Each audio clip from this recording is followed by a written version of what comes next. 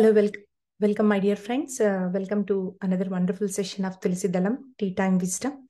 Today we are going to learn and understand more knowledge from this Tulsi Dalam book. So before that, I wanted to share a beautiful message what I received yesterday.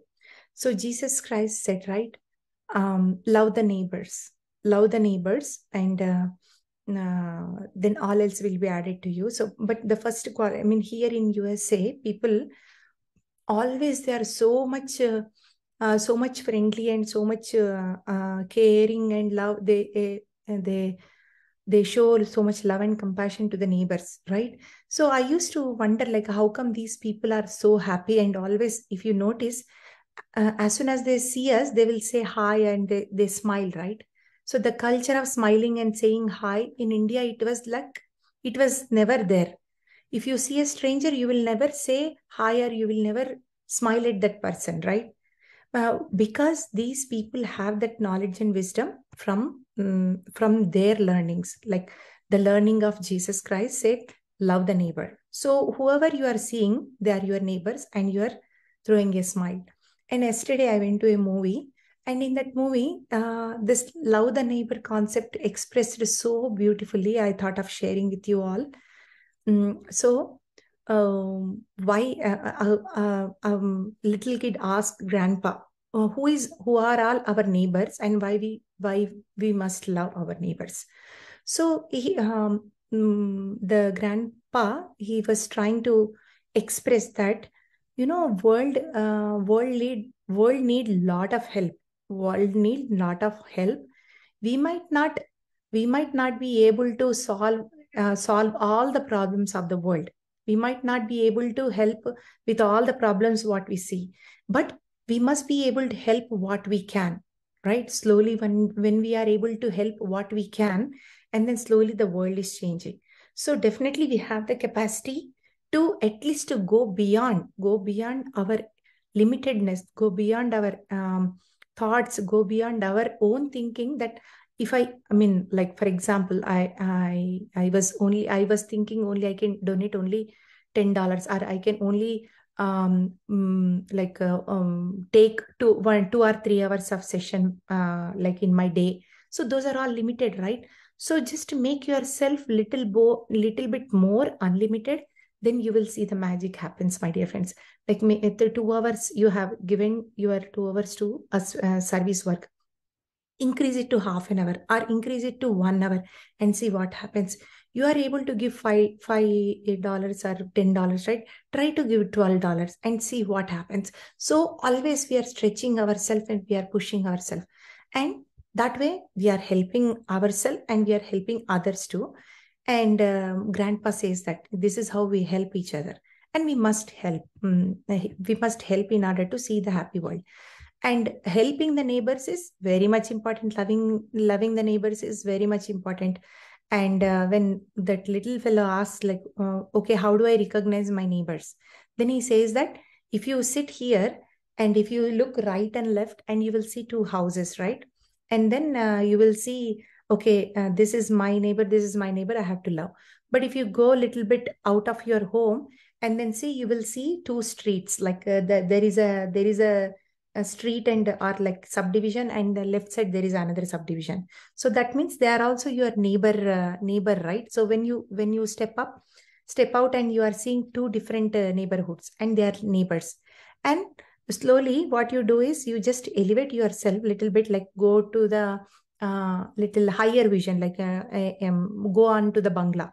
What you will see, you will see a street, a bigger street, bigger county, 1 county, 2 county. So they are neighbors. If you go a little more up on the hill, you will see two cities. Two cities. So 2 cities are neighbor. If you go on an aeroplane, you will see all the states together. They're all neighboring states. And if you see little more up, then you will see the countries are neighboring countries. And then the earth, and then you will see other galaxies. Everything is like neighboring, right? So such a beautiful concept of loving the neighbor. That's why we are increasing our vision to the higher and higher end.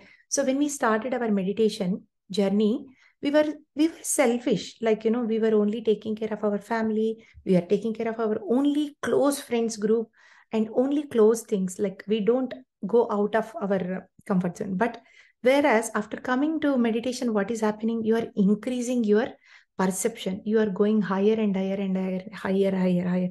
That's why you come out of this caste, you come out of this racism, this, you will come out of a men and women separation and Indian American and this state or that state, rival state. You will come out of everything. You will come out of even that God is separate, you are separate, right? So we are going there to become one. So thought of sharing this beautiful knowledge and wisdom from yesterday's movie. So the movie name was, I don't remember on top of my head. It's Telugu movie. It's Telugu movie, Vinaru Bhagyam Vishnu Katha. Yeah, that is a movie. So good messages. Like when we are tuned, we get a lot of messages from movies. So, okay, friends. So today is Adi Shankaracharya. Adi Shankaracharya, yeah, several times came into our Tulsi Dalam session. Adi Shankaracharya came, like Mahavatar Babaji taught Kriya Yoga to Adi Shankaracharya. Adi Shankaracharya, the one who was experienced that Aham Brahmasmi, or everything is Shivoham. All that is Shiva. So Adi Shankaracharya had made several trips from Kashmir to Kanyakumari just to spread the knowledge and wisdom. So look at the compassion and look at the love for people, love for the planet, for Adi Shankaracharya, right? So in Adi Shankaracharya, in the Grantha Viveka Chudamani, he is saying that sadhana chatustayam. So what is this sadhana chatustayam? So chatustayam means four. In the sadhana there are four things are there. One is like vivekam, vairagyam, shat sampati, mumukshatvam. So vivekam means discrimination, or like differentiation. What is right, what is not right, what must be done, what not must be done. So that comes under vivekam. Vairagyam means renunciation. Renunciation means not leaving your family, not leaving your responsibility behind, but you are coming out of that attachment or greediness, or you are becoming like you are leaving which is not necessary to your spiritual growth. And then shat sampati. Shat sampati is saying is there are damamu, samamu, titiksha, uparati, shraddha, samadhanalu. And the fourth one is mumukshatvam. Mumukshatvam means focusing on liberation. So these four things are very important things that a yogi must take care of. These things, like discrimination. Every time we must see what to be done, what not to be done, and then every time we must see, do we really need it or not? Renunciation, right? And focusing on liberation, like reaching and becoming one with that higher self. So one must have all these things. Then only our sadhana will come into the fruition. So only then only one can attain the enlightenment. That's what Adi Shankaracharya is saying here. And the second is Metta Vedanta Gosha. So the Telugu name is Metta Vedanta Gosha. So what Patri sir is saying is Metta Vedanta Gosha is not for us. Let's leave that Metta Vedanta Gosha. And there is no benefit to anyone. So only things what we need to do is two things. One is Akuntita Dhyana Yoga Sadhana. First one is rigorous meditation. Rigorous meditation one must do. And the second one is Itara Yoga Sadhakulaku Dhyananubhavalu Vari Mukhatam Vinanam. So the second important thing is sharing your experiences and listening other experiences, very important. And also the worldwide there are so many Yogeshwaras written many beautiful scriptures, beautiful knowledge and wisdom on the in their own journey. Please read those. That's what Patriji is mentioning here. So then you will realize that there are no caste differentiations. There are no like the racism is not there, and you will not see all those things. And only what yogi must be done is only two things. That is like meditation and listening to others' experiences and reading everybody's experience, reading everybody's experiences, my dear friends. That's what Patrick is saying here. And then next one is yoga sadhana. Yoga sadhana means becoming one with your higher self, like, mind, body, soul together connection. So in Dhammapada, it is written this way in yoga sadhana. So so through yoga only you will get jnana. So if there is no yoga, yoga means becoming one with your breath, becoming the inner journey, right? Through yoga only you will understand the knowledge is there, the yoga is there, but only when you combine those two things, then only you are able to develop your third eye. So the more you develop your third eye, developing third eye means, like, always you are receiving the knowledge, right? So then when you receive the knowledge, you will understand what to be done and what actions need to be taken. And then slowly we are improving ourselves in our sadhana, because we are not stopping at nirvana sthiti, right? So we are practicing meditation. In the meditation, we are seeing visions, right? So that is called jnana. So we are seeing the visions, and every time we are improving our third eye. So there is so much to improve. As soon as you open your third eye, it doesn't mean that it is done.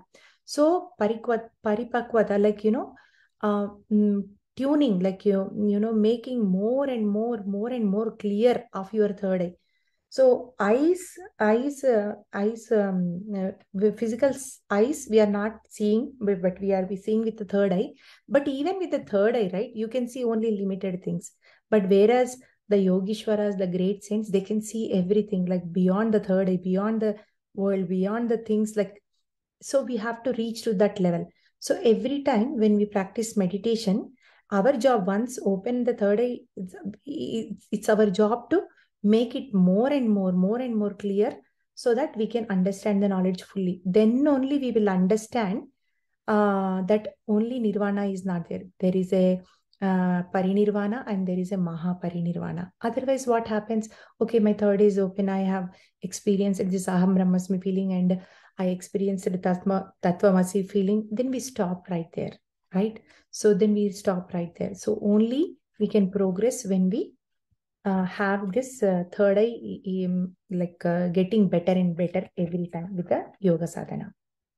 And we will understand Patanjali Ashtanga Yogam, and then we can go into meditation, my dear friends. So Patanjali Maharshi, Ashtanga Yoga Margam is very famous. We all know that there are eight ways of a yogi. So first one, like here they mentioned as Yamam, Niyamam, Asanam, Pranayamam, Pratyaharam, Dharana, Dhyanam, Samadhi. So what Patriji is saying is here, Yama Niyama, this Yama Niyama represents the Siddhi Sthiti. Siddhi Sthiti means like the Siddhi is what you attain during your sadhana. So the yogi with the pranayama, pratyahara, dharana, dhyanam, through these mediums, he always gets his knowledge, and he is traveling towards the samadhi state. So when he is completely into that samadhi state, when he is traveling with these mediums, then he is going to attain the samadhi state. And what Patriji is mentioning is here is through spiritual knowledge, chitta vriddhi rahityam. So through spiritual knowledge and wisdom only, one must be becoming the empty mind state. So only when you become that empty mind state, then only things are happening into our picture. So he mentioned that, first one must gain the asana siddhi. For some people, like in the beginning of meditation, sitting 5 minutes, 10 minutes, 15 minutes is a challenging thing, like, because we never have a habit of sitting idle and doing nothing, right? First, Patanjali Maharshi is saying, Patriji is saying is, first we must gain asana siddhi. That's why Patriji gave 40 days course. If you are doing, do it for 40 days. What happens is slowly our body adapt to this new habit. So asana siddhi, and then slowly once we gain the asana siddhi, right? And these things are happening simultaneously so beautifully. So in the beginning, we are able to sit at least. And when we are not moving here and there and we are not thinking, slowly, we are going into pranayama. Pranayama means observing our breath. Like first we were so agitated. That's why we are moving here and there and we are not having that asana siddhi. So once we gain that asana siddhi with the practice of like sitting every day, and then pranayama, we are going to go into pranayama state. And then slowly what we are doing, we are redirecting our senses to inside. So when we practice, when we observe our breath, slowly all the senses are turning inward. Like a tata is turning, like as soon as it sees something, right? What it does, it immediately it goes inside into his shell. So same thing we are doing, like in everything we are redirecting inside. So what we will do, the next thing is, and then comes the pratyaharam. Pratyaharam means like we were having the pleasures of our senses from outside, right? Now we are having the pratyaharam with our inner senses. And then slowly we are coming out of that thinking state to becoming going into that empty state. Empty state is like where everything came and where everything is going, right? And then and what comes is like you are with your own things, you are observing what is happening inside you, like pratyaharam, right? You are using all your senses to observe yourself, and slowly what is happening, you are able to see. And once you are into that state, your third eye is open, or like you are able to receive some knowledge, receive some visions, and you are seeing some colors or whatnot, right? That is, you are listening some voices, listening to music in your meditation. That state is called dharana. Dharana is focusedly with a lot of attention, you are seeing that. So in your meditation, so that state is called dharana. So as you are busy with dharana, as you are like dharana is like something we are not involving, we are just witnessing with our wholeheartedly, without any judgment, without any thinking. We are just observing, like shraddha. That's what Patriji is mentioning is here, is observing dharana with a lot of shraddha. And then once we are into dharana state, right? And then slowly the astral body will release from our body. That is called dhyana. Look at this, my dear friends. So dhyana is releasing our astral body from our body, astral body, so that we can come out of it, right? So that is called dhyana. And through sukshma sharira yana, so astral travel. Uh, uh, uh, Astral travel is nothing but dhyana. That's what Patriji is saying here. You are into that completely. You are into that soul consciousness, right? Why we are doing dhyana is to attain that soul consciousness. So once you are released from your body, immediately the realization hit you, right? So you are sitting there, but I am here, but Sheetal is sitting on the chair and like talking to talking to their friends, or like giving lecture. But the Sheetal is like watching everything, what is going and all. So that from there the knowledge comes. So what Patriji is saying is, so that is dhyana. So in that dhyana only we get all the questions answered, right? So in that dhyana sthiti, in that soul consciousness only, you are you are not body, you are not, there is no death. The moment you see your body is like sitting there and you are flying there, then the first thing you realize that, oh my god, I'm not this body, I'm separate. Actually, I'm feeling so much lighter than what I used to feel when I'm in the body. So there is no death. It just like it feels really amazing, really surprising. So with that knowledge, you are attaining all the, you are accessing all the information, and you are getting all the answers for your question. So what happens is slowly all the answers are revealed. You are into samadhi sthiti.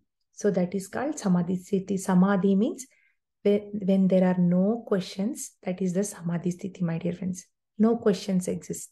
How this universe came, who am I, why this is happening, why we are listening to this session, why in Texas it is raining, why in Ukraine there is a war is happening. The why will vanish. The vanishing of why is the samadhi sthiti. And that is what Patanjali Maharshi said. So, and these are very, very important for this is the process it happens, beautifully mentioned by Patanjali Yoga Maharshi. And the next chapters we are so let me show you Patanjali Yoga Maharshi, great master. So we will stop here, my dear friends. We'll go into meditation, and then if you have any questions, if you have any experience, or if you have something like, wow, this is so cool from these concepts, please go ahead and share after your meditation. Okay, we'll go into meditation. Yeah, sit comfortably, hands into hands, fingers into fingers. Gently close your eyes and be with your breath, my dear friends. I'll be playing beautiful music.